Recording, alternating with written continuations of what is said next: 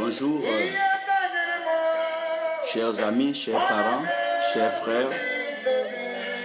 Que la grâce de notre Dieu, notre Seigneur Jésus-Christ, l'autorité spirituelle suprême repose sur chacun de vous. Que la paix en abondance soit accordée à chacun de vous. Le bonheur sans limite et la bénédiction de l'Éternel qui enrichit et qui ne se fait suivre d'aucun chagrin soit votre partage. Je crois par la grâce de Dieu que j'avais prévu donc parler de l'ordre spirituel, donc du désordre à l'ordre, exposant un peu la création depuis donc le temps de chaos jusqu'à la restauration totale de la création.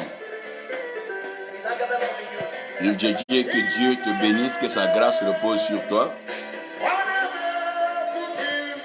Et il est important que, pour mieux comprendre un message comme l'ordre et le désordre, il est au préalable important, sinon fondé, de comprendre l'homme spirituel et l'autorité spirituelle. Si nous ne comprenons pas l'homme spirituel et que nous ne comprenons pas l'autorité spirituelle, nous aurons ce qu'on appelle des abus d'autorité et encore même grave, on peut manquer d'honorer l'autorité établie par Dieu. Ça va être un message assez intéressant, un message assez bon, un message assez complet et un message bien dégagé dans lequel je vais expliquer un peu comment est-ce que l'ordre s'installe et comment est-ce que le désordre s'installe par rapport à l'autorité spirituelle. Parce que dans l'autorité spirituelle, il y a l'autorisation, donc il y a la mission. C'est comme par exemple un officier qui était officiellement en mission dans une zone qui n'est plus autorisé par donc son hiérarchie d'être en mission dans cette zone, même un subalterne qui est sous autorité dans cette mission a un droit meilleur que l'autre. Donc vous devez comprendre que dans l'exercice de l'autorité spirituelle, il y a le lieu, il y a la terre, il y a plusieurs éléments qui rentrent en ligne de compte.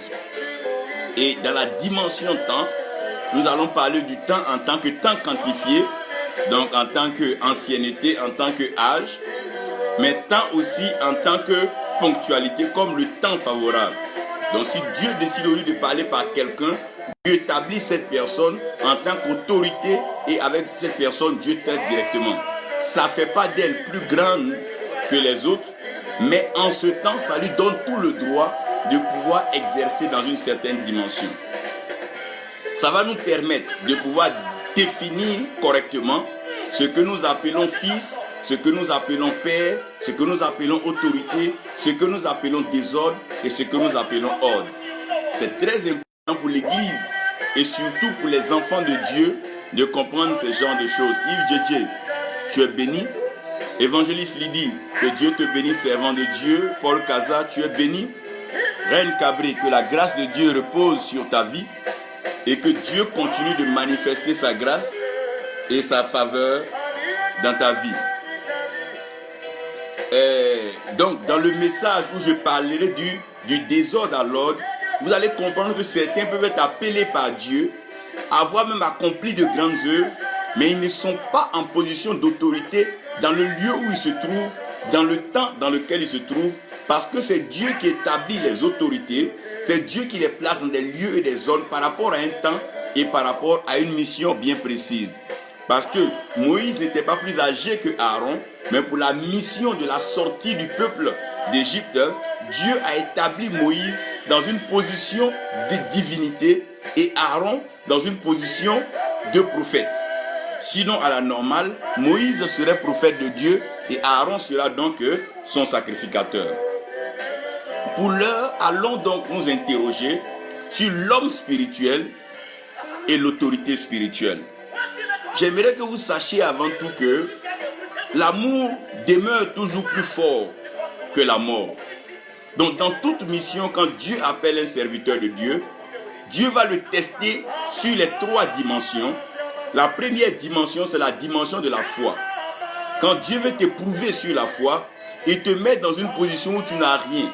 Tu n'as pas les moyens, tu n'as pas le matériel, tu n'as pas le soutien qu'il faut, mais Dieu t'engage à faire un travail. Donc, Dieu n'est pas irresponsable, mais Dieu veut expérimenter ta foi. Il veut révéler ta foi. Donc, quand Dieu t'envoie dans un désert, il t'envoie dans une zone où les choses sont difficiles, tu n'as personne pour te soutenir, tu n'as pas de moyens, ça ne veut pas dire que tu es moins serviteur que les autres, mais Dieu veut révéler, Dieu veut susciter en toi ce qu'on appelle la foi. Le fait que Dieu fasse que Abraham n'ait pas d'enfant, ça ne fait pas d'Abraham maudit par rapport à ses contemporains, à ses frères et aux autres. Mais Dieu veut ressortir de cet épisode-là la notion de la foi. Donc quand Dieu veut révéler la foi dans la vie d'un de ses enfants, il le met dans un désert, il le maintient dans une situation carrément impossible et indisponible, où personne ne vient au secours de cette personne, même ceux qu'il connaît comme ceux qu'il ne connaît pas. Mais Dieu veut laisser cette personne croire en lui seul Dieu. Et le deuxième test auquel nous sommes soumis en tant qu'enfants de Dieu, c'est le test de l'espérance. Le test de la persévérance ou le test de l'espérance, sinon le test de la patience. En ce moment, Dieu te donne ce qu'il faut pour pouvoir au moins vivre au quotidien. Mais il ne te donne pas les grandes lignes sur l'avenir. Il ne te donne pas une projection très profonde sur l'avenir. Donc, tu dois apprendre à patienter jour après jour pour recevoir l'information de la part de Dieu. C'est pas comme une année commence et Dieu te donne un thème pour l'année ou pour la décennie ou sur peut-être un cinquantenaire. Mais Dieu te traite le jour au jour pour voir d'abord ta patience, ta capacité d'être discipliné et aussi ton obéissance le jour au jour. Et la troisième dimension qui est le test, d'ailleurs le plus complexe, c'est le test de l'amour. En ce moment, Dieu a déjà vu ta foi, il a vu ton espérance, il a vu ta patience, il t'a béni. Il t'a donné tout ce que tu veux. Donc Dieu t'a donné l'or, l'argent, les temples et les gens.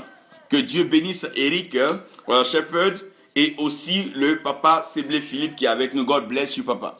Donc, à ce niveau, Dieu va tester ta générosité, ton hospitalité. Puisque au stade de l'amour, Dieu t'a déjà donné ce qu'il faut. Maintenant, il attend que ce que tu as reçu, tu puisses le répercuter ou bien que tu puisses le manifester à l'endroit d'un plus petit que soi. Puisqu'il a restauré Pierre et qu'il a donné tous les droits à Pierre, il demande à Pierre, m'aimes-tu? Pierre, est-ce que tu m'aimes? Donc le test de l'amour sera en quoi? De pouvoir prendre soin, conduire mes brebis. Donc si tu m'aimes, alors il faut paître mes brebis. Dan, God bless you. The Lord be with you and family. We appreciate your work, your support and your prayers. And whatever you're doing with Scriptures Union in Nigeria, we appreciate and we love that work. Donc comprenez que le test de l'amour, c'est le test de l'hospitalité et le test de la générosité. Maintenant, Dieu t'a donné une maison. Est-ce que tu vas abriter des gens dans cette maison? Dieu t'a donné des voitures, de l'argent. Feras-tu du bien à ton prochain, à un plus petit que soi? C'est le test le plus complexe. Là, tu ne manques plus, tu es dans l'abondance et même dans la surabondance. Mais Dieu voit ta capacité en tant qu'intendant à pouvoir repartir, répercuter et donner à ceux qui sont dans le besoin. N'oubliez pas que si Dieu nous bénit, c'est pour que nous soyons des bénédictions pour les autres. Donc, c'est les 3 tests auxquels nous serons perpétuellement soumis dans la vie chrétienne. C'est le test de la foi, le test de l'espérance et le test de l'amour. Paul dit, il a compris qu'au fait, il reste 3 choses. Et ces 3 choses sont fondamentales. Il y a la foi, l'espérance et l'amour. Mais de toutes ces choses-là, l'amour est la plus grande. Donc cet amour-là est plus fort que la mort. L'amour demeure toujours plus fort que la mort. Pourquoi? Parce que l'amour a la capacité de pouvoir effacer, oublier et pardonner. Alors que la mort n'est articulée que sur la loi qui connecte donc l'action de la mort au péché. Donc quand un homme pêche, la loi vient maintenant enfoncer le clou au pécheur et la mort se donne un droit légal de venir donc ôter cette personne du parcours de la vie et de la terre des hommes. Mais l'amour de Dieu qui surpasse donc notre entendement, l'amour de Dieu qui est inexplicable, qui est profond, fait que pendant que nous sommes encore enfants enfoncés dans nos péchés, lorsque nous sommes endormis et morts dans nos péchés, Christ donc est mort pour nous selon les Écritures. Donc en mourant à la croix par son amour, l'amour va déjà prépayer notre pénalité de mort. Donc la peine de mort, la peine de punition qui était déjà inscrite par la loi sur le péché a été déjà neutralisé et annulé. C'est ce que Paul peut dire alors que donc mort où est ta victoire, mort où est ton aiguillon. Et Paul va plus loin pour expliquer, rien ne peut nous séparer de l'amour de Dieu qui est manifesté en Jésus-Christ, notre Seigneur et notre Sauveur. Il dit, ce n'est même pas la vie, ce n'est ni la mort, ce n'est ni les persécutions, ce n'est ni le présent, ni l'avenir. Il dit, ce n'est pas les profondeurs, il dit aussi, ce n'est pas les hauteurs, ce n'est ni les anges, ni les principautés. Rien de cela ne peut nous séparer de l'amour de Dieu placé en Christ Jésus, notre Seigneur et notre Sauveur. Pierre Claver Gossou, tu es béni, serviteur de Dieu, Roger Camille, que Dieu vous bénisse. Donc comprenez que l'amour de Dieu dégage déjà l'atmosphère pour que nous puissions parler donc de l'homme spirituel et de l'autorité spirituelle. Parce que Dieu non seulement il te donne le matériel, mais il te donne aussi le droit et le pouvoir de devenir comme lui. Alors que le diable, Satan peut te donner tout ce dont tu as besoin en partant usurper, mais il ne te donnera pas d'être lui et d'être comme lui. C'est pour ça que vous allez voir que tous ceux qui parcourent et qui arrivent à fréquenter les féticheurs deviennent des adeptes de fétiches, mais ils ne sont jamais eux-mêmes devenus des féticheurs en tant que tels. Mais nous qui appartenons au Seigneur, en fonction donc de ce qui est écrit dans Jean 1, verset 12, il nous a donné le pouvoir de devenir enfants de Dieu. Ceux-là ne sont pas nés de la décision, non, de la chair ni du sang, ni de la décision des hommes, mais de Dieu. Et ceux-là sont esprits, comme Jésus le dit dans Jean 3, il dit ceux qui sont nés de l'esprit, ceux-là, ils sont comme le vent, parce qu'ils sont fils de Dieu. Et la Bible dit ceux qui sont conduits par l'esprit, ceux-là sont fils de Dieu. Donc pour entrer en plein et définir, comprendre l'homme spirituel, l'autorité spirituelle, j'aimerais ici vous soumettre quelques tests et ces tests vont nous permettre de pouvoir donc parcourir, donc slalomer dans la Bible et découvrir quelque chose de merveilleux que Dieu a réservé pour nous. C'est un temps de révélation et un temps donc d'inspiration, de compréhension et de connaissance. Maman Togora, encore vous êtes béni, serviteur de Dieu, Landry Yamba, que Dieu te bénisse. Donc, nous avons Genèse 1, verset 26-28. J'aime beaucoup mettre ce passage pour que vous compreniez pourquoi Dieu a créé l'homme, le but pour lequel Dieu a créé l'homme et comment Dieu a créé l'homme. Qu'est-ce que Dieu a appelé pour créer l'homme? C'est tellement important. Nous passons de là à Genèse 12. Prophète Isaïe, que Dieu te bénisse et sa grâce repose sur toi. Donc, dans Genèse 12, verset 1 à verset 4, Dieu va s'adresser à Abraham. Abraham n'appelle pas Dieu, Abraham ne cherche pas Dieu, c'est Dieu qui se révèle à Abraham. Donc ça c'est la révélation. Dieu se révèle, Dieu se présente à Abraham et Dieu parle à Abraham. Dieu parle à Abraham de ce que lui, Dieu l'a réservé et il a prévu pour Abraham. Il va dire à Abraham, sors de là où tu es, donc quitte le territoire dans lequel tu te trouves, parce que tu es sur la terre de tes pères, et sur la terre de tes pères, tu n'es pas plus grand que tes pères, mais va dans une autre terre, que moi Dieu je te montre, et dans cette terre-là, je rendrai ton nom grand. Donc ton nom sera élevé, et tu seras une bénédiction pour quiconque tu rencontreras. Les nations de toute la terre seront bénies au travers de toi, celui qui te bénit sera béni, et celui qui te maudit donc sera donc maudit. Donc Dieu définit donc que c'est lui qui envoie Abraham et il dit à Abraham, je te bénirai. Donc c'est Dieu qui dit, il va bénir Abraham. Il ne dit pas à Abraham d'aller chercher la bénédiction. Il ne dit pas à Abraham d'aller poser des œuvres pour chercher la bénédiction. Mais lui, Dieu, il prend sur lui la bénir Abraham. Pourquoi? Parce que c'est Dieu qui bénit. N'oubliez pas que c'est la bénédiction de l'Éternel qui enrichit et qui ne se fait sur d'aucun chagrin. Donc si Dieu ne bénit pas une personne, elle n'est pas bénie. Elle a du matériel, elle a accumulé beaucoup de trésors. C'est comme un homme qui est gras. Apparemment, ce n'est pas qu'il est vraiment bon, il n'est pas en bonne santé. C'est la graisse seulement que nous voyons. Donc il y a une accumulation de biens qui ne reflète pas ou bien qui ne révèle pas une prospérité divine ou une prospérité selon l'esprit. Jean 1, verset 1 à 3. La Bible va nous expliquer ce qui est fondamental, qui est la parole. Au commencement était la parole. Donc avant la parole, il n'y avait rien.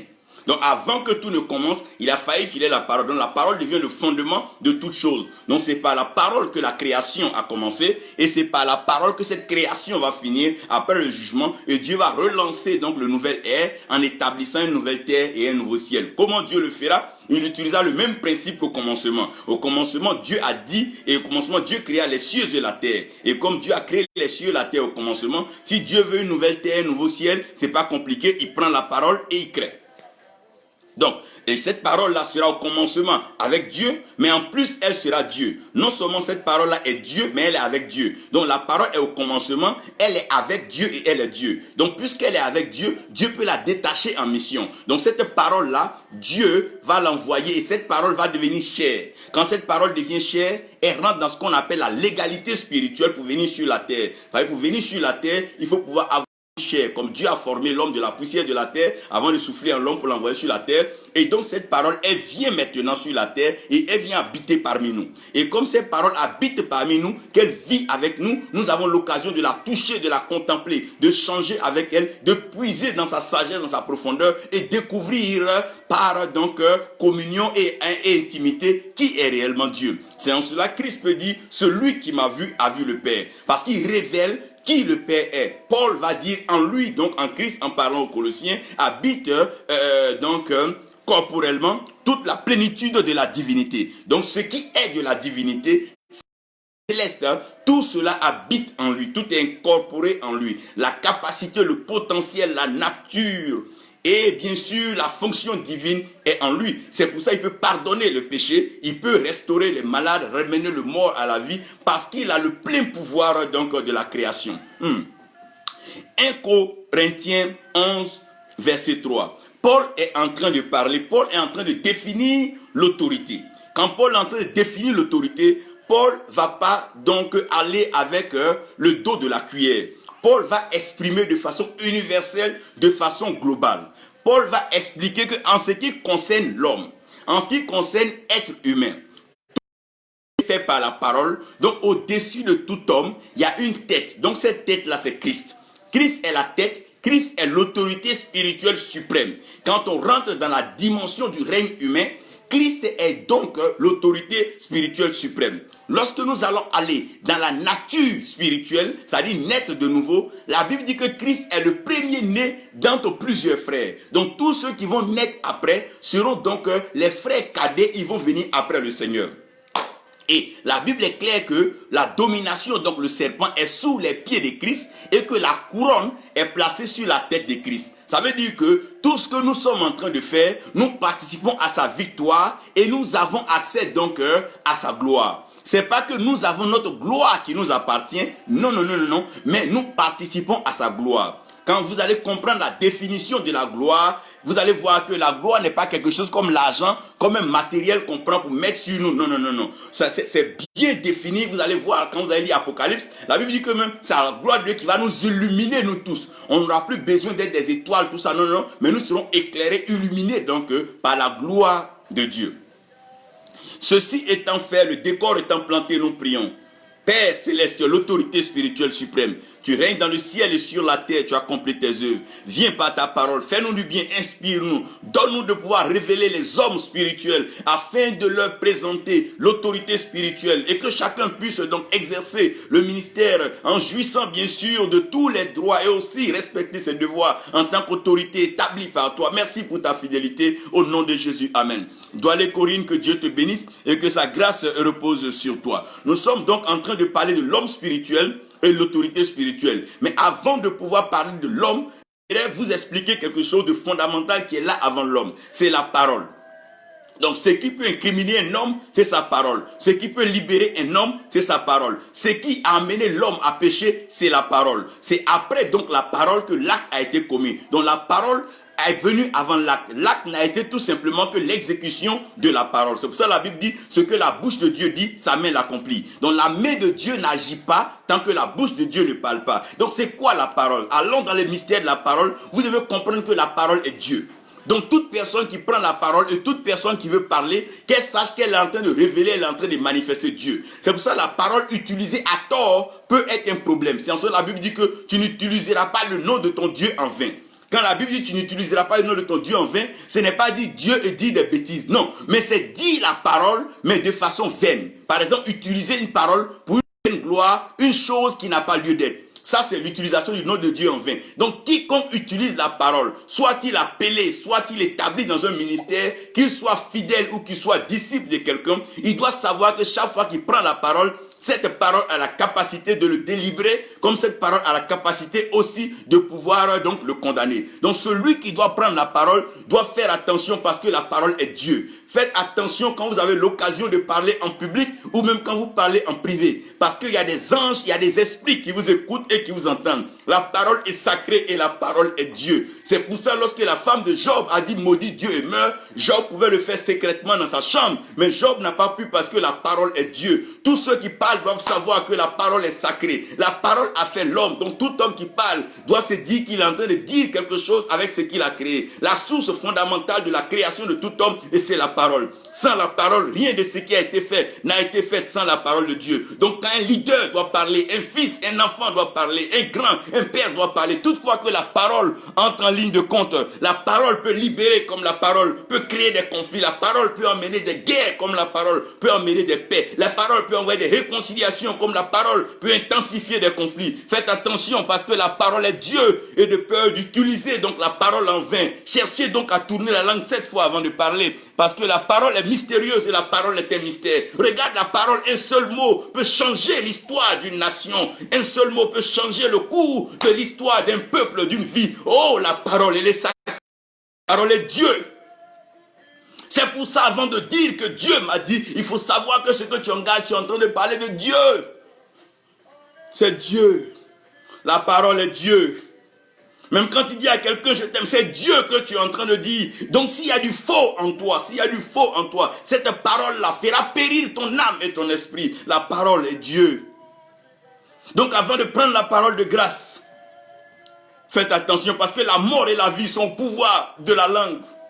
Et la langue est le plus petit organe du corps, mais qui peut embraser tout le corps. Faites attention, la parole, elle est Dieu. Non seulement la parole est Dieu, mais la parole a un pouvoir de création. Vous comprenez par la parole que les eaux ont été créées par la parole. Les profondeurs des mers, les êtres aquatiques ont été créés par la parole. Comprenez aussi le mystère de l'air et des vents. Oh mon Dieu, les oiseaux qui existent ont été créés par la parole. Les plus grands oiseaux partant par l'aigle. Oh, tout ce que vous pouvez voir dans le ciel, l'albatros et tout, et ces oiseaux, les faucons, les émeutes, tout cela créé par la parole de Dieu. La parole dans la création est mystérieuse. Allez-y, regardez les espèces d'animaux partout là, le rhinocéros en passant par les buffles, les guépards, jusqu'au lion. Comprenez que ces choses, ces animaux ont été créés par la parole de Dieu. De la même façon dont tu peux avoir peur d'un lion, fais attention, la parole de Dieu, elle est mystérieuse. Elle peut faire apparaître, oh mon Dieu, un lion devant toi. Si tu ne sais pas comment te comporter vis-à-vis de la parole de Dieu, Dieu parle. Et celui qui doit parler doit faire attention. Charles-Léopold Coude, que Dieu te bénisse. Roger Dadiga, que Dieu te bénisse. C'était là donc, la grâce de Dieu repose sur vous. Vous devez comprendre que la parole est mystérieuse dans le domaine de la création. Lorsque Dieu parle, les vents se mettent en mouvement. Il y a des cratères, il y a des tremblements de terre. Oh mon Dieu, quand il parle, les eaux s'élèvent, les vagues. Dieu, quand il parle, toute la création a une mission. Quand Dieu parle, il donne une mission à la création. Il demande aux eaux de produire les poissons. Quand Dieu parle, la création est en mouvement, la création est en action et en activité. Quand Dieu parle, toute la création est enceinte parce que la parole de Dieu est une sémence qui ne revient pas à lui sans avoir accompli ce pourquoi elle est partie. Pourquoi parles-tu? De quoi parles-tu? De qui parles-tu? Oh, la parole. Dans le mystère de la création et de la créature, non seulement la parole place le décor qui est la création, mais la parole habille, oh mon Dieu, la parole habille ce décor-là, oh mon Dieu, et permet à ce décor d'être animé par la créature. Imaginez comment Dieu a dessiné, faire les poissons les uns après les autres. Oh, Dieu est merveilleux, Dieu est glorieux. Il n'y a pas de semblable comme lui. La parole intervient dans la création et aussi dans la créature. Donc toute la création et la créature, tout ce que vous allez voir est le fruit de la parole et de la parole de Dieu. La parole intervient dans la dimension de la révélation. Quand on parle de la révélation, c'est quelque chose que personne ne savait. Tu ne savais pas. Moi, je ne savais pas. Elle ne savait pas. Les autres ne savaient pas. Mais il plaît à Dieu, à un certain moment, de faire connaître cette parole par quelqu'un. C'est pour ça que nous devons faire attention quand nous parlons. Nous ne savons pas tout. Nous ne connaissons pas tout. On peut être ancien par rapport à tout le monde. On peut être plus vieux que tout le monde. Mais il y a des choses nouvelles qui arrivent que notre ancienneté, notre vieillesse ne connaît pas. Notre expérience ne connaît pas. Notre espérance peut découvrir. Parce que la parole agit dans le domaine de la révélation. C'est à cause de la révélation que Dieu fait de nouvelles choses. Dieu peut se révéler aujourd'hui à un enfant, à un bébé, et prendre plaisir de lui dire certaines choses que d'autres ne savent pas. Que hier la science ne connaissait pas, que la science n'a pas pu découvrir. C'est dans cette dimension que la parole peut envoyer un être humain. C'est ce qu'on appelle la dimension de la révélation. Quand il s'agit de la révélation, tout le monde doit être humble devant Dieu. Parce que Dieu peut révéler sa parole à qui il veut. Œil n'a pas encore vu, oreille n'a pas entendu. Ce n'est pas monté dans le cœur de l'homme. Dieu a réservé pour ceux que lui Dieu aime. C'est la dimension de la révélation de la parole. Nous prions, Seigneur, révèle-toi à nous. Révèle-toi à nos hommes de Dieu. Révèle-toi à nos enfants. Révèle-toi à nos amis. Révèle-toi à ceux qui écoutent ta parole, qui la lisent. Révèle-toi à tout un chacun, car nous avons tous besoin de ta parole. Sans révélation, le peuple périt. Les nations périssent à cause du manque de révélation. Les hommes périssent parce qu'il n'y a pas la révélation. C'est vrai que la connaissance, le manque de connaissance détruit, mais lorsqu'il n'y a pas de révélation, lorsqu'il n'y a pas de renouveau, tout devient maintenant routine et tout devient vieillerie. On commence à s'ennuyer. Oh Dieu, révèle-nous ta parole. Et cette dimension où la parole vient renouveler, recycler, redonner une direction à des choses qui n'avançaient plus au bon train. Oh, merci Seigneur pour la grâce de la révélation. En plus de la révélation, la parole va à une autre dimension mystérieuse qu'on appelle la manifestation. Dans la manifestation de la parole n'est pas seulement dans les oreilles des hommes. La parole n'est pas seulement dans un lieu de culte. La parole n'est pas simplement en train d'être dans la bouche de quelqu'un, mais la parole est manifeste, elle apparaît devant toi. Ce qui a été dit, tu vois. Ce miracle que tu attendais se manifeste. C'est là, il parle de la Vierge qui enfantera. C'est là, il dit les fils de la veuve, oh mon Dieu. Là, c'est la manifestation de la parole de Dieu. À ce niveau-là, Dieu est en train de manifester sa parole, permettre aux choses d'être comme Dieu veut. Ce que Dieu dit, c'est ce que Dieu fait. La parole se manifeste. Ne croyez pas que vous pouvez donc jouer avec le nom de Dieu. Ne vous trompez pas. La parole de Dieu est une graine. Quand elle est sémée, elle produira forcément son fruit. Oh, merci Seigneur. Parce que la parole se manifeste. Ce que tu dis se manifestera. Si tu prononces des paroles de haine, de méchanceté, de guerre, de confrontation, tu seras surpris que ces paroles vont se manifester devant toi et tu seras donc impuissant devant les paroles. Donc pendant que tu as l'occasion, dis des paroles parce qu'elles vont se manifester. Proclame ce que tu veux voir se manifester, car la parole a la capacité de pouvoir se manifester. Ça veut dire que la parole, c'est pas quelque chose comme tu as dit, je suis allé dormir, c'est fini. Mais la parole se manifeste. La parole se déroule. La parole est comme est tout comme un film qui gagne en temps, qui gagne en âge et qui gagne en maturité et en fondement. Après cela, il faut comprendre le mystère de l'homme. Dieu a créé l'homme avec la terre. Quand on parle du lien de l'homme avec la terre, ça veut dire que un homme peut être fort sur une terre et être fragile sur une autre terre. C'est pour ça que quand la Bible parle d'un étranger, l'étranger c'est celui qui n'est pas sur sa terre où il était né, mais il est sur une autre terre. Nous sommes tous pèlerins et passagers sur la terre parce que la terre appartient à Dieu, mais Dieu a fait la terre pour les fils des hommes. Donc, puisque nous devenons fils de Dieu, nous sommes maintenant citoyens du ciel. Et devenant citoyens du ciel, la terre est étrangère à nous tous.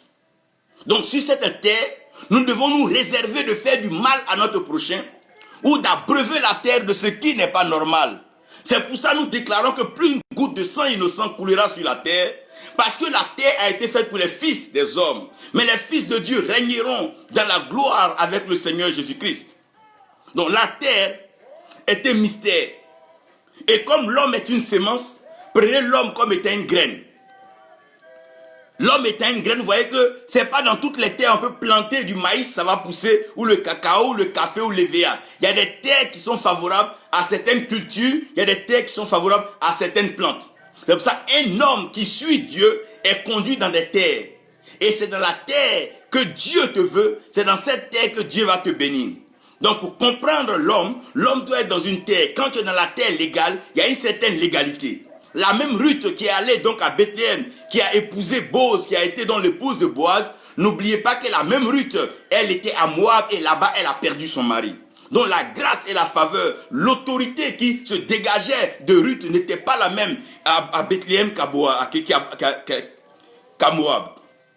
Donc la terre avec laquelle Dieu fait l'homme est une mission que Dieu donne à l'homme. Quand Dieu prend la terre pour faire l'homme, il veut dire à l'homme, tu as une origine, tu es quitté quelque part. Donc n'oublie pas d'où tu es quitté. Quand l'homme pêche, il rappelle à l'homme que tu es poussière, oh mon Dieu, tu es quitté de la poussière et à la poussière tu retourneras. Donc il rappelle à l'homme son origine. La terre nous rappelle notre origine. Pour savoir que nous devons être assez humbles, assez bas. Si nous voulons monter si haut, c'est vrai, Dieu nous fait grâce des citoyens célestes. Mais nous devons nous rappeler que hier, nous étions tirés de la poussière de la terre. Nous avons été pris de la pauvreté. Nous avons été pris quand nous ne connaissions encore rien. Que nous étions le marchepied, la serpillière de tout le monde. Oui, c'est ce mystère que l'homme doit comprendre. À quoi servira un homme de se vanter donc de tous ses mérites, exposer tout ce qu'il croit avoir acquis. S'il oublie qu'il est terre, il est poussière, qu'il vient de la terre, il aurait tout manqué. L'humilité doit nous caractériser. La simplicité doit nous caractériser. Car nous ne savons pas ce qu'une heure ou un jour peut enfanter. Nous ne sommes que tirés de la terre. Il lui a plu de nous permettre d'être élevés et nous faire asseoir avec son Fils Jésus-Christ, notre Seigneur et notre Sauveur. Donc la terre va avoir un effet sur l'homme. La terre natale, la terre tribale, la terre nationale et tout ça. Donc je n'aurai pas l'occasion de vous développer tout cela, mais comprenez que la terre intervient dans la vie de l'homme spirituel et l'autorité spirituelle. Ce qui veut dire que quelqu'un peut être légal sur une terre, mais un autre peut être illégal sur la terre. Pas parce que tu es national de la terre, mais parce que Dieu t'approuve sur la terre. Quand Dieu envoie quelqu'un dans une terre, cette terre devient favorable à la personne parce que c'est Dieu qui ordonne à la personne d'être sur cette terre. Donc certains sont sur des terres parce qu'elles se promenaient. Il y a certains qui sont sur des terres parce qu'elles sont en mission pour Dieu. Et certaines sont sur des terres par volonté personnelle. Donc la terre, elle est mystérieuse parce qu'elle cache des choses que Dieu veut. Ça veut dire que personne ne s'est levé pour dire que non, aujourd'hui je plante mon pays ici. C'est comme ça Dieu a fait la terre. Les richesses du sous-sol appartiennent à Dieu.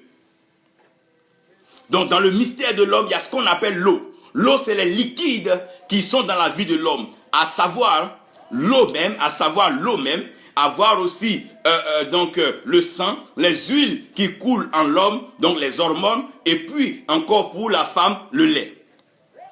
Ce qui rend la femme encore plus complet, c'est qu'elle a du lait en elle. Le lait, c'est le liquide par lequel on accorde la faveur. C'est pas ça qu'on adopte. C'est pour ça que vous allez comprendre que la terre étant notre mère, elle nous adopte nous tous. Quand nous naissons sur la terre nous adopte parce qu'elle sait que nous sommes citoyens du ciel. Oh mon Dieu, mais elle nous garde, elle nous maintient, elle nous nourrit, elle nous abreuve et elle nous permet de pouvoir accomplir la mission céleste. Ce qui fait qu'avec l'eau, chaque eau que chacun traverse, sa dimension spirituelle change. Celui qui a traversé la mer Rouge n'a pas la même cote spirituelle que celui qui a traversé le Jourdain. Regardez bien, c'est quand Élie et Élisée traversent le Jourdain, c'est après qu'Élisée s'exerce maintenant au jeu du manteau. Donc chaque eau que tu traverses, il y a une dimension que Dieu t'accorde. C'est pour ça que Moïse, qui est sauvé des eaux, a une grâce particulière vis-à-vis du Pharaon. Donc les eaux que nous traversons, chaque fois que les eaux tombent, la pluie vient, quand il y a les pertes des eaux, il y a une autre dimension. Quand une femme est enceinte, quand elle perd les eaux, elle rentre dans une autre dimension de l'accouchement où l'enfant est prêt à sortir. Faites attention aux eaux. Dans chaque pays, dans chaque peuple, les eaux ont une mission. Vous allez comprendre que la Volta est aussi de l'eau. Quand on parle du fleuve Niger, c'est de l'eau. Quand on parle du Nil, c'est de l'eau. Quand on parle du fleuve Congo, c'est de l'eau. Mais ces eaux ont des pouvoirs. Et c'est des pouvoirs, oh mon Dieu. Aïe, aïe, aïe, aïe, aïe, aïe. Dieu a créé l'homme avec le vent. Il a soufflé dans les naïdes. Le vent, chaque vent qui vient vers un homme lui apporte un message parce que le vent est un messager. Le vent est un transporteur. Le vent est un convoyeur. Le vent est un élévateur. Par le vent, oh mon Dieu, j'ai eu vent de quelque chose. J'ai entendu dire, le vent amène le bonheur. Quand un homme collabore avec les vents, il n'est jamais égaré. Car celui qui est conduit par le vent, l'esprit est fils de Dieu. À un certain moment, tu deviens comme une feuille morte, emportée, balançant ça. Et là, dans le vent, personne ne sait d'où tu viens, on ne sait d'où tu t'en vas. Mais tu es en communion parfaite, en symbiose avec les vents qui soufflent. Qu'est-ce qui crée l'harmonie, la stabilité dans les nations? Ce sont les vents, parce que lorsque le vent souffle sur la terre, il y a des tourbillons, il y a la montée de la poussière. Quand les vents se mêlent, vagues, oh mon Dieu, et les tempêtes, les vents qui soufflent. Faites attention aux vents.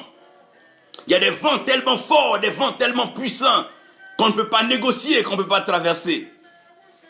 Et en l'homme, il y a du feu.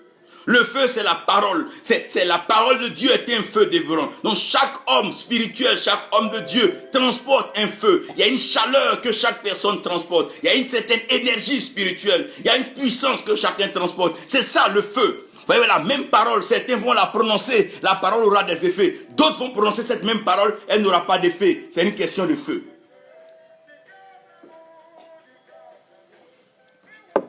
Donc lorsque la parole est prononcée, elle a un feu. Donc chaque homme a un feu, chacun transporte un feu. Nous sommes tous des flammes de feu sur la terre des hommes. Seulement certains servent à la cuisson de bons repas et d'autres se prennent comme des incendies, des feux incontrôlés qui enflamment ça et là, nation, peuple, ville. C'est dommage parce que chaque homme transporte un feu. Pourquoi? C'est pour ça que vous allez voir que dans chaque nation, il y a une ambiance, il y a une flamme. C'est le feu, c'est la chaleur que dégage chacun des composants, chacun des habitants de ce lieu. Certains utilisent ce feu pour pouvoir bâtir, bénir et élever des standards. Mais par contre, d'autres utilisent ce feu pour brûler, pour jalouser, critiquer, détruire malheureusement. Que faisons-nous du feu que nous avons aujourd'hui? La parole que nous avions pour bénir, la parole que nous avions pour prier, prêcher aujourd'hui cette parole sert à dénigrer, calomnier, jalouser, raconter, exposer les vies des gens, mentir. Est-ce que c'est à cela le feu nous a été donné? C'est là maintenant que je veux rentrer donc dans mon sujet, l'homme spirituel. C'est qui l'homme spirituel?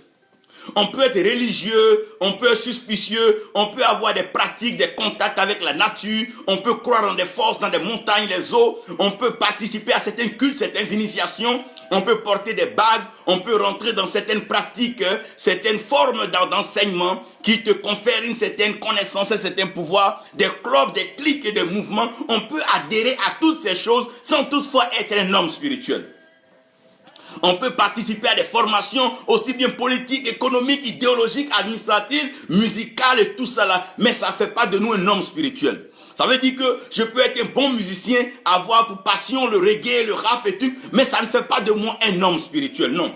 On peut être un bon sportif, avoir un bon aura, gagner beaucoup de buts, mais ça ne veut pas dire qu'on est un homme spirituel, non.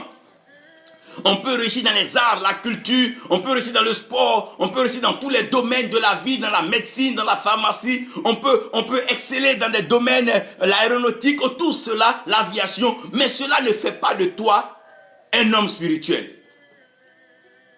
Et chacun doit pouvoir comprendre cela. Ça ne fait pas de toi un homme spirituel. Donc on peut bâtir des maisons, on peut bâtir des hommes, mais ça ne fait pas de nous des hommes spirituels. Il y a des coachs aujourd'hui, il y a des maçons un peu partout qui bâtissent des maisons. Ceux qui sont allés bâtir les pyramides en Égypte, c'est des valeurs qu'on peut acquérir, mais ça ne fait pas de toi un homme spirituel. Le premier point, la première chose importante, que Dieu bénisse donc Mimi qui nous suit, reine au cou, descendant de Melchisédek. Que Dieu te bénisse. Comprenez ici, la première chose qui définit un homme spirituel, c'est l'alliance. Donc quand un homme normal, un homme mortel, est en alliance avec Dieu, alors cet homme-là devient un homme spirituel. Abraham était un homme normal. Abraham était un homme normal. Mais lorsque Dieu entre en alliance avec Abraham, quand Dieu tisse alliance avec Abraham, la nature de Dieu, la fonction de Dieu est transférée à Abraham parce qu'en alliance, c'est vrai que vous échangez, mais celui qui est le plus élevé, c'est lui qui bénit donc le subalterne. Donc Dieu transfère sa nature, son aura et son pouvoir à Abraham. Donc Dieu étant esprit, Abraham étant homme, Dieu en transférant donc sa grâce à Abraham, Abraham devient maintenant un homme spirituel. C'est pour ça aujourd'hui, nous parlons toujours d'Abraham, Père Abraham, parce que Abraham est un homme spirituel. Un homme spirituel n'a de poids que par son alliance. Donc, aussi longtemps qu'un homme est en alliance avec Dieu, cet homme est un homme spirituel. Parce qu'il n'est pas né de la décision des hommes, ni du sang, même pas même de la chair, mais cet homme, il naît de Dieu. Donc, il naît de Dieu comment? C'est-à-dire Dieu initie une relation avec cette personne. C'est ça qu'on appelle l'alliance. Donc, un homme spirituel est d'abord reconnu par la qualité de son alliance. Donc, on peut avoir des biens sans avoir une alliance avec Dieu. Abraham n'était pas le plus riche, n'avait pas la plus belle maison du lieu. Non, la preuve, Abraham était un pèlerin, il était voyageur, mais Abraham est en alliance avec Dieu. Et ça, il faut qu'on comprenne cela très bien. La deuxième chose qui vient maintenant fortifier l'alliance, c'est la communion. Donc, un homme spirituel passe plus de temps à communier, à parler avec Dieu que de parler avec les hommes. Parce qu'en parlant avec les hommes, tu obtiens des informations des hommes, le raisonnement des hommes, la pensée des hommes. Mais quand tu communiques avec Dieu, quand tu échanges avec Dieu, sa nature se transfère en toi parce que Dieu est parole. Plus tu t'abreuves à la source de Dieu, la source de la sagesse, ton intelligence croît, ta compréhension, ta connaissance croît. Ça veut dire qu'un homme spirituel a moins de temps à se promener, à donc se pavaner et à répondre à toute forme de provocation et d'histoire. Mais un homme spirituel est toujours perché dans la profondeur, dans la quête, dans la communion avec Dieu. Parce que ce qui fait son fondement, c'est le spirituel. Il vit pour le spirituel. Ce que les hommes disent et ce que les hommes pensent, il s'en fout. Il veut qu'est-ce que Dieu dit, l'approbation de Dieu, la communion avec Dieu. Comme l'arbre qui est lié à la terre par sa racine. C'est ça la communion. Ça devient la racine maintenant de la spiritualité. Ce qui fait vivre cette spiritualité. Après donc la communion, nous allons arriver mais à la parole. Un homme spirituel est reconnu par la parole. La qualité de la parole qui sort de sa bouche. Au temps d'Élie, au temps de Moïse, on a vu que l'homme spirituel n'avait pas des paroles multiples et des paroles mensongères. Il n'inventait pas des témoignages, il ne s'en fabriquait pas, il ne faisait pas des montages. Il vient livrer la parole qu'il a entendue de la part de Dieu. Moïse est venu dire Pharaon, laisse le peuple sortir. C'est terminé. Un homme spirituel a une parole. Et la parole de l'homme spirituel est une parole vraie. Est une parole vraie hier, aujourd'hui, éternellement. Ce n'est pas une parole qui est liée à sa personne, à sa chapelle, au lieu dans lequel il vit. Mais c'est une parole qui vient de la part de Dieu. Un homme spirituel s'appuie sur l'ainsi parle l'Éternel et Dieu m'a envoyé te dire. C'est ça, la qualité. Un homme spirituel est reconnu par la parole parce que la parole est esprit et donne vie. C'est ça, l'homme spirituel. C'est lui qui intervient dans une situation, dans une nation. Et il parle, il dit ainsi parle l'Éternel. Mettez ceci en ordre et l'Éternel bénira. C'est de ces paroles que nous avons besoin. Pas de ces... Non. Nous avons besoin des hommes spirituels. Oh Seigneur, envoie-nous des hommes spirituels qui peuvent parler aux situations, qui peuvent changer les conditions, ordonner et remplir notre vie de bonheur. Oui Seigneur, nous voulons écouter l'homme spirituel parler. Et tout homme spirituel n'est pas seulement parole, mais tout homme spirituel a des œuvres. L'homme spirituel a ses œuvres. Quand on parle de Christ, tu vas voir l'œuvre de la croix, l'œuvre de la Pentecôte, la venue du Saint-Esprit. Quand tu vois le Saint-Esprit, tu verras les actes des apôtres, les miracles, la continuité, depuis la naissance de l'église primitive, la croissance, la maturité, l'expansion, l'établissement de l'église. Tout homme spirituel a des œuvres. Quand un homme est spirituel, il a ses œuvres, la capacité de pouvoir investir le spirituel, former une relève des fils, des filles un peu partout dans le monde. Ça, c'est l'œuvre de l'homme spirituel. L'homme spirituel, ses œuvres sont des œuvres de paix. Ça veut dire ceux qui recherchent, qui procurent la paix, ils seront appelés fils de Dieu, donc fils d'esprit et aussi esprit. C'est ça les œuvres de l'homme spirituel. Ce n'est pas raconter ça et là, amener des gens à créer des méfiances, ça et là, des jalousies, des crises. Non, l'homme spirituel a les œuvres. Les hommes spirituels ont des œuvres. Regardez l'apôtre Jean. Oui, c'est l'œuvre. Regardez quand tu lis cette révélation. Bien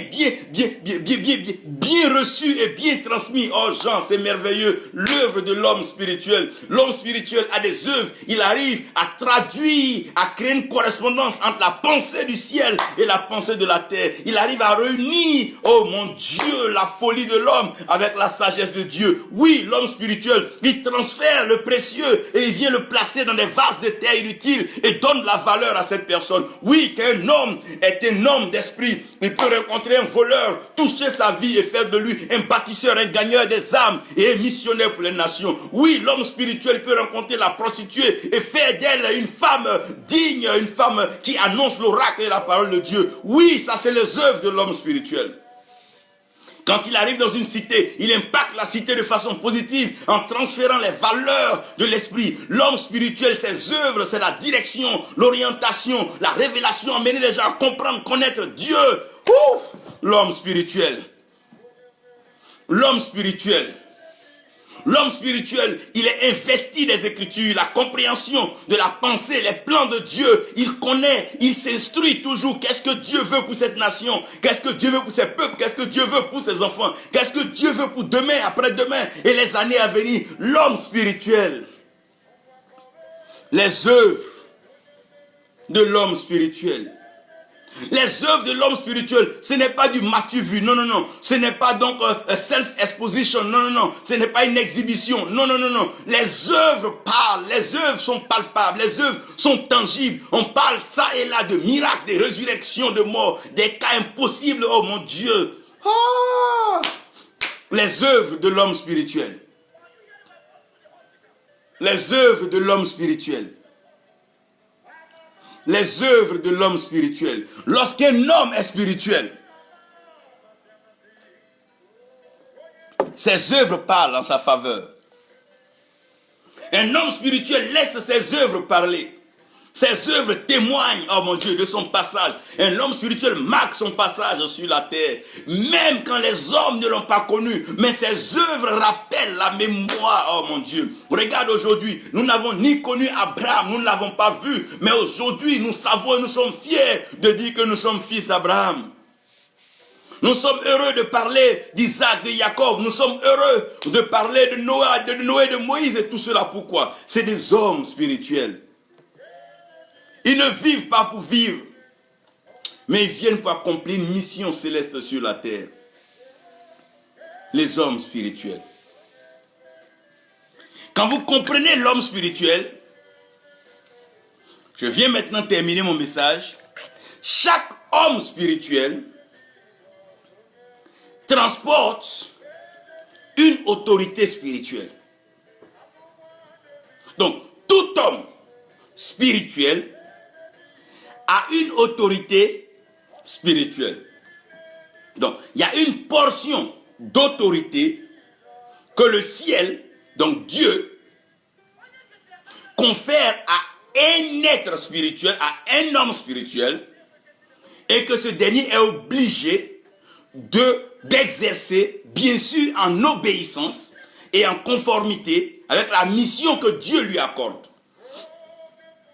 Ça veut dire que quand Dieu établit quelqu'un, la personne établie par Dieu en autorité n'est jamais plus grande que Dieu et ne peut jamais être plus grande que Dieu. Non. Parce que nous recevons comme la révélation en partie. Donc l'autorité que nous avons est une autorité en fonction soit des localités. Donc il y a des autorités qui ne traversent pas certaines eaux, donc qui ne vont pas au-delà de certaines frontières. En d'autres termes, le chef, par exemple, d'État d'un pays en Afrique ne peut pas traverser la frontière de son pays et aller exercer cette autorité de chef d'État dans le pays qui est à côté. Parce que même le plus simple citoyen de ce pays peut dire que je ne te connais pas. Parce que l'autorité que tu as, le droit que tu as reçu, ne te donne pas ce pouvoir de venir exercer dans tel lieu. Donc tous ceux qui ont reçu une autorité spirituelle doivent s'interroger sur le lieu de l'exercice de cette autorité, le temps dans lequel cette autorité est valable. Donc, si Moïse reste en Égypte, Moïse est Dieu pendant le temps de la délivrance du peuple. Mais si après Moïse prend plaisir à vivre en Égypte, il n'est plus Dieu pour Pharaon, il devient un étranger, un citoyen qui vit donc dans l'Égypte. Dieu ne fera pas donc les miracles comme Dieu l'a fait dans le cas de la délivrance. Parce que dans ce cas particulier, Moïse est l'autorité spirituelle envoyée par Dieu pour aller délivrer le peuple de Dieu. Je m'explique. Tu es un prophète, par exemple, en Côte d'Ivoire, et Dieu t'envoie au Ghana pour une mission nationale, ou bien pour aller délivrer la nation. Pendant que tu pars, Dieu élève donc l'autorité pour que, arrivé sur le sol ghanéen, qu'il y ait des pères, qu'il y ait des enfants, à cause de ce que tu viens de la part de Dieu, tous t'acceptent et t'accueillent comme étant l'autorité venant de Dieu. Donc tu vas voir que des pères, des grands-pères, des gens âgés vont venir t'écouter parce que l'autorité spirituelle, ce que Dieu t'a accordé comme homme spirituel, te permet de pouvoir exercer à cause d'une mission précise. Maintenant, quand cette mission-là finit, tu n'es pas plus grand que ces pères-là, tu as fini la mission. Ils peuvent par amour et par reconnaissance te donner une place d'honneur, mais ce n'est pas toi qui vas les conduire tous les jours. Parce que l'autorité spirituelle a pour but d'accomplir une mission spirituelle. Donc, ce qui intervient dans l'autorité spirituelle, il y a le lieu dans lequel l'autorité exerce, il y a le temps dans lequel l'autorité exerce. Aujourd'hui, Noé ou bien Moïse ne peut pas venir aujourd'hui nous dire la tête. Ce n'est pas possible parce que Christ a déjà accompli une œuvre. Et la Bible dit que le sacrifice de Christ, le sang de Christ, parle un meilleur langage que celui d'Abel. Donc même si Abel revenait aujourd'hui, son langage n'aurait pas un pouvoir ou une certaine autorité par rapport à celui de Christ. Donc tout homme spirituel doit comprendre l'autorité spirituelle. Et l'autorité spirituelle s'exerce dans l'humilité, la simplicité, dans le temps, le lieu que Dieu nous donne. Par exemple, en Israël, le roi de Juda ne peut pas se lever pour aller dans les autres, ne peut pas aller donc en Israël entier et aller donc dire faites ceci. Non. Non. Il y a un territoire bien défini, il y a des limites qui sont là. Donc, comprendre l'autorité spirituelle, c'est comprendre la limite donc du pouvoir qui nous est accordé. C'est vrai que notre foi n'a pas de limite. Notre foi peut nous emmener à faire des choses impossibles, mais quand on rentre dans la dimension de l'autorité spirituelle, c'est en fonction de la mission que Dieu accorde à quelqu'un. Donc, quelqu'un peut être ton fils. Il peut être né dans ton église, dans ta main. Et Dieu peut lui donner une mission d'aller délivrer, par exemple, les États-Unis. À ce moment-là, l'autorité, la mission qu'il a, fait que Dieu le lève. Mais par reconnaissance, il t'appelle Père, mais il est en train d'accomplir une mission au-delà. Comme ce que Josué était en train de faire. Il a arrêté le soleil et la lune. C'est une forme d'autorité que Dieu lui a donnée. Comme ce que Moïse est en train de faire. Aaron est son grand frère de loin. Mais c'est ça l'autorité spirituelle. Donc, pourquoi nous ne comprenons pas l'autorité spirituelle? D'abord, c'est à cause du non-respect des lieux. Quand Dieu ne t'a pas établi prophète dans une terre, que tu veux prendre par exemple ton âge et tout pour venir te forcer à être prophète, tu vas voir que les plus petits, mais qui sont dans le droit dans ce lieu-là, diront certaines choses. Mais quand c'est ton temps et le lieu que Dieu t'a établi, même quand tu vas parler, les plus grands viendront dire non, ça c'est Dieu qui l'utilise. Et c'est Dieu qui l'a envoyé. Parce que l'autorité exerce sur un territoire dans un temps bien défini. C'est comme quand le préfet d'une région qui n'est plus en fonction dans cette région peut plus revenir signer un papier officiel dans cette région. C'est fini. Il n'est plus préfet dans cette région. Il y a quelqu'un d'autre qui est autorisé à pouvoir accomplir cela. C'est pour ça que vous devez comprendre que quand on parle d'autorité spirituelle, ce n'est pas une question d'ancienneté, ce n'est pas une question de longévité, ce n'est pas une question de grande église, c'est une question de quelqu'un à qui Dieu a confié une mission dans un temps précis, sur un territoire précis. C'est comme au temps, quand Dieu envoyait les renards bonqués, les 10 000 chouagas, c'est une mission que Dieu leur avait donnée. Ils sont venus en ce temps-là, tout le monde avait convergé là-bas, et les pères, les grands-pères, tout le monde, parce que Dieu leur a donné cette mission. Donc, l'autorité spirituelle se respecte par l'urgence de la mission et surtout le lieu de la mission. Par exemple, Dieu peut établir un papa comme apôtre, exemple, à Benoît, que Dieu bénisse le papa Dieu Christophe, et pendant que ce papa en exercice sur cette terre, un apôtre peut arriver de l'autre bout du monde, mais aussi longtemps que Dieu l'a établi sur cette terre, la parole de cet homme de Dieu est écoutée par cette terre. Donc quelqu'un d'autre venant d'ailleurs, sans mandat de Dieu, ne peut pas être écouté sur cette terre. Maintenant, quand Dieu envoie quelqu'un, Dieu va informer son oint que j'envoie quelqu'un qui a cette mission. Quand il viendra, collabore avec lui à cause de l'autorité que je lui accorde. C'est pour ça que vous allez comprendre que quand Moïse arrive, Aaron ne regarde pas à ce que Moïse soit son petit frère, mais Aaron comprend parce que Dieu avait préparé Aaron à comprendre l'autorité spirituelle que Moïse transportait, pas à cause d'Aaron, mais à cause de Pharaon. Donc l'autorité spirituelle que Dieu nous donne, ce n'est pas pour mépriser nos frères, nos sœurs, pour se comparer entre nous, qui est père, qui est oint, qui n'est pas oint, mais il nous donne l'autorité en fonction des principautés, des démons et des structures satanistes que nous devons combattre et démanteler. C'est en cela que Dieu accorde l'autorité spirituelle. L'autorité spirituelle n'est pas un revêtement pour se parler comme un habit de cérémonie, un habit de fête ou un habit de mariage dans lequel on est tout beau, on est tout bien, mais c'est un pouvoir, c'est un devoir que Dieu nous donne de pouvoir accomplir. Donc il n'est même pas question, il n'y a même pas de lieu ni de place de comparer. Tout homme spirituel a une autorité spirituelle en fonction de sa mission. Et quand Dieu, mon Dieu, a l'autorité à quelqu'un, c'est pendant le temps de son autorité, son exercice, vous devez pouvoir respecter cela parce que celui qui se lève contre l'autorité établie par Dieu se lève contre Dieu. C'est pour cela il faut comprendre quand quelqu'un est en position d'autorité. L'autorité spirituelle. Quand tu manques de respect à une seule autorité spirituelle, ça peut t'enlever même la caution que tu as. Et ça peut procurer directement la mort. Si Dieu, dans sa miséricorde, te permet, tu sortiras de là, mais avec des plumes et des difficultés. Et tu te rendras compte que l'autorité spirituelle, c'est l'autorité spirituelle. Donc quand Dieu appelle quelqu'un, que Dieu lui accorde une mission, cette mission est directement avec une autorité spirituelle. Donc, quand un prophète local, celui à la maison, Dieu l'envoie dans une nation étrangère, Dieu lui accorde une autorité qui est différente de l'autorité qui est sur lui quand il est dans la nation, parce que Dieu sait que là où il va, il y a des entités et il y a des principautés à combattre. Donc les anges et la mission va engager sa logistique militaire, diplomatique et tout.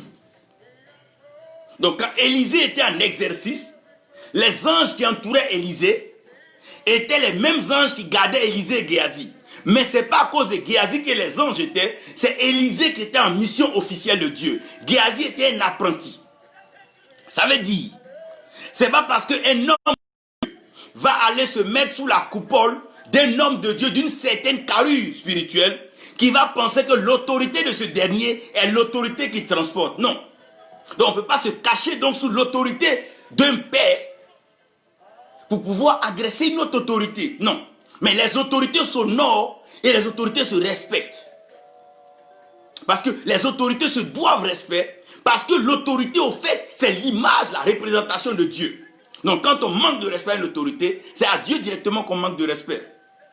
Donc tout ce que Dieu a appelé transporte une autorité spirituelle, qu'il soit un chrétien de Dieu, Dieu peut prendre quelqu'un d'aujourd'hui et lui donner. Comme Paul pouvait dire, je parle en langue plus que vous tous. Ça veut dire que c'est une question en fonction de la mission que Dieu veut accomplir. Donc Dieu veut prendre même un jeune de la chorale de ton église et faire de lui prophète pour des nations, l'envoyer dans des pays que tu ne connaîtras pas. C'est Dieu qui fait ce qu'il veut et c'est Dieu qui accorde l'autorité. Je termine maintenant par l'autorité spirituelle suprême. Ça, c'est ce que le diable même a compris. C'est ce que le monde des ténèbres a compris. C'est ce qu'on appelle les religions, les sectes ont compris. Mais que plusieurs, soi-disant, frères et sœurs ne comprennent pas. Les ténèbres n'ont jamais contesté l'éclat de la lumière. C'est pour ça que quand tu es dans une chambre noire, dès que tu appuies l'interrupteur, la lumière apparaît. Elle ne fait pas de palabre. C'est comme ça que l'autorité de Dieu agit. Quand Dieu apparaît, le diable même il reconnaît et il dit non, non, non. Au contraire, il plaide. On a vu le cas des démons qui ont plaidé que le Seigneur les jette donc dans le troupeau de porcs. Donc, dans le monde spirituel, quand l'autorité spirituelle suprême qui est Dieu, qui est Christ et qui est le Saint-Esprit apparaît, directement tout fait silence parce que c'est l'autorité qui est là. Donc aujourd'hui, même quand on invoque le nom de Jésus, on doit être inspiré par le Saint-Esprit parce que celui qui est à l'œuvre et qui agit pleinement sur la terre aujourd'hui, c'est le Saint-Esprit.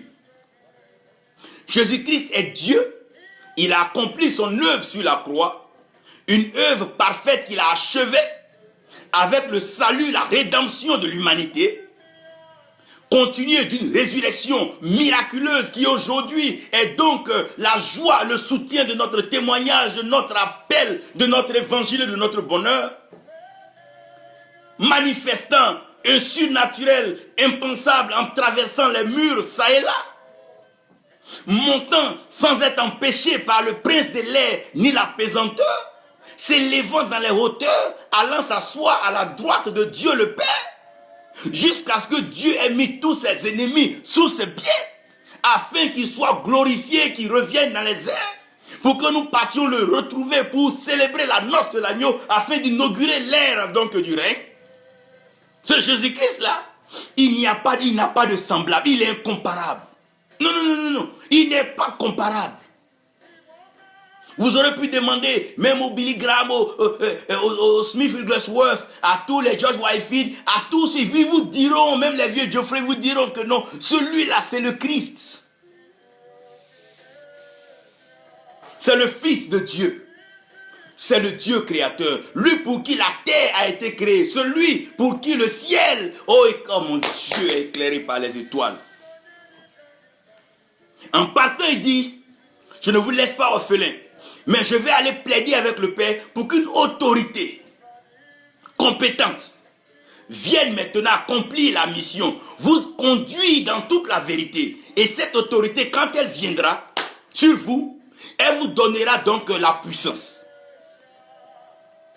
Et quand vous allez recevoir la puissance de cette autorité, vous pouvez être donc mes témoins juste aux extrémités de la terre. En d'autres termes, lorsque le Saint-Esprit viendra sur vous, qui est l'autorité spirituelle actuellement sur toute la création, sur toute la terre, sur les eaux, dans les airs, c'est le Saint-Esprit. Donc le Saint-Esprit se pose sur qui il veut et agit comme il veut. Dès lors, l'autorité spirituelle présente dépend de l'Esprit de Dieu sur une personne. Je peux être converti 20 ans avant quelqu'un ou 15 ans avant quelqu'un. Et nous sommes dans une séance de prière et le Saint-Esprit se pose sur la personne. Je suis convaincu sur le Saint-Esprit, mais je dois pouvoir m'humilier, m'asseoir et écouter ce que le Saint-Esprit dit au travers de cette personne. Ce n'est plus la personne que je regarde, mais c'est le Saint-Esprit qui agit au travers de la personne. Parce que nous avons tous reçu le même Christ, qui fait de nous d'ailleurs fils de Dieu. Mais c'est le Saint-Esprit qui manifeste pleinement l'autorité spirituelle sur la terre des hommes. Donc, celui qui est inspiré, poussé par l'Esprit, c'est lui qui prophétise et c'est sa parole qui vient de la part de Dieu. C'est cette parole qui est la parole actualisée et c'est elle qui est la parole vraie. Maintenant, à défaut de révélation, à défaut de parole du Saint-Esprit, on vient maintenant voir le modèle qui était établi hier. Ça veut dire que quelqu'un peut avoir 100 ans de ministère et le Saint-Esprit peut se poser sur quelqu'un aujourd'hui, de vous à moi. Entre celui qui a 100 ans de ministère et celui sur qui le Saint-Esprit s'est posé aujourd'hui, qui écoutait, qui est en train de nous conduire dans la volonté de Dieu. Si nous reconnaissons le Saint-Esprit comme étant l'autorité spirituelle suprême actuellement sur la terre, je ne dis pas au-dessus de Jésus ni au-dessus de Dieu, ça c'est dans les cieux là-bas, c'est le Saint-Esprit qui doit nous conduire. Donc si nous sommes humbles, nous devons nous laisser conduire par Dieu. C'est pour ça que quelle que soit la terre, le vent souffle à la surface de la terre. Quelles que soient les eaux, le vent souffle à la surface des eaux. Quel que soit le feu, il y a toujours du vent au-dessus du feu. Donc, quand on parle du vent, ce roi, c'est l'Esprit de Dieu. L'Esprit de Dieu est au-dessus de toutes choses. Donc, quand il y a une situation, devons nous référer à l'autorité spirituelle qui est le Saint-Esprit. Que dit le Saint-Esprit? Que pense le Saint-Esprit? Quelle orientation donne le Saint-Esprit? Qu'est-ce que le Saint-Esprit veut que nous fassions dans une telle situation? Parce que si nous n'écoutons pas le Saint-Esprit, que nous retournons dans nos traditions, dans nos folklores, que nous retournons dans ce que nous avions l'habitude de faire, frère, c'est pas évident que nous connaissions un réveil, une restauration, un impact et un règne. Parce que celui qui a cette mission, c'est le Saint-Esprit. C'est lui qui doit inspirer nos prédications. C'est lui qui doit nous pousser lorsque nous parlons. Mais nous ne parlons pas parce que nous avons quelque chose contre celui-ci ou celle-ci. Nous parlons parce que nous sommes inspirés par le Saint-Esprit. On ne parle pas parce qu'on aime trop telle soeur, on n'aime pas tel frère. Non, ça c'est pas une mission de Dieu. Nous parlons parce que l'Esprit nous pousse à parler. Quand l'Esprit te donne l'occasion, tu parles parce que tu comprends que l'autorité spirituelle est soumise à l'autorité spirituelle. Un homme d'autorité sait se soumettre à un homme d'autorité. C'est pour ça que le centenier disait, non, je suis un homme d'autorité. Oui, j'ai des hommes qui travaillent sous ma responsabilité, sous mon autorité. Quand je leur dis, fais ceci, ils vont. Donc toi, dis seulement une parole, ordonne à l'atmosphère, parle, dégage, donne mission à tes anges de la guérison. Et que cette parole vienne chez moi accomplir la mission. Parce que je suis un homme d'autorité. Quand nous comprenons l'autorité spirituelle, on ne peut plus manquer de respect à un homme de Dieu. Non. On ne peut plus manquer de respect, même pas à un enfant qui vient d'être converti. On ne peut pas manquer même de respect à quelqu'un qu'on ne connaît pas. Parce que l'autorité spirituelle dépend pleinement de la mission du Saint-Esprit. Il se pose sur qui il veut. Il décide d'arriver chez Corneille, décide de se poser sur Paul. Il a décidé de mettre ensemble Paul et Barnabas. C'est Dieu, c'est le Saint-Esprit. Tu peux recevoir un enseignement, il peut te conduire comme ça. C'est l'Esprit. Et c'est ce que l'Esprit dit qui est vrai. Ça veut dire, le Seigneur dit, il vous conduira dans toute la vérité. Pas de façon partielle, mais dans toute la vérité. Frère, nous devons reconnaître aujourd'hui l'autorité spirituelle. Le Saint-Esprit de Dieu, qui est différent de l'esprit de divination, qui est différent de tout autre esprit des hommes. Non, mais c'est l'Esprit de Dieu, la main agissante de Dieu. C'est à lui que nous donnons toute liberté, libre champ d'agir, si nous sommes vraiment de Dieu et que nous sommes l'autorité spirituelle. Mais le Saint-Esprit ne nous emmènera jamais contre ce qui a été déjà établi et qui a été déjà scellé en Christ. Car Christ est la tête et Christ est le chef de l'Église. Il est l'époux de l'épouse. Et si nous vivons, c'est à cause de lui que nous vivons. Si nous lisons la parole, c'est pour le connaître. Si nous partons évangéliser, c'est lui que nous voulons faire connaître. Si nous prions, c'est lui que nous voulons voir apparaître. Si nous nous sanctifions, que nous nous préparons, c'est lui que nous voulons aller rencontrer, car notre vie n'est rien sans lui. Et notre vie est tout avec lui. Christ en nous, l'espérance de la gloire. Christ en toi, Christ en elle, Christ en nous tous, l'espérance de la gloire. Que le Seigneur nous bénisse et que la paix du Seigneur entre dans nos nations, entre dans nos continents. Surtout que cette paix demeure dans notre cœur et que nous ayons une crainte, un respect pour l'autorité spirituelle et pour ce qui est sacré.